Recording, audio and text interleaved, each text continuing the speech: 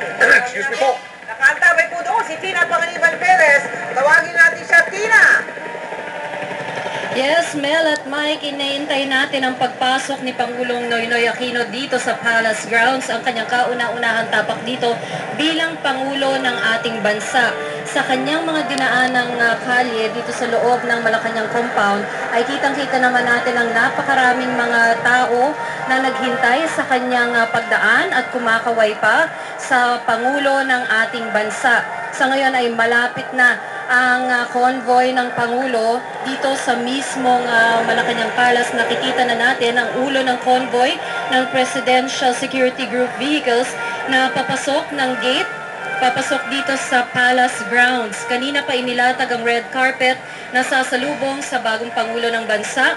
Nakapwesto na rin ang PSG officials sa Premier Guest House na siyang tatanggap kay Pangulong Aquino dito sa Malacanang Palace. Sa ngayon ay binuksan na ang pinto ng presidential vehicle at bumaba na po si Pangulong Aquino mula sa vehicle number 1 na siyang sasakyan ng Pangulo. Kinamayan ang mga opisyal ng PSG at pumasok sa Premier Guest House. Dito po manananghalian ang ating Pangulo bago ang kanyang pagpapanumpa sa tungkulin sa mga miyembro o induction ng kanyang gabinete.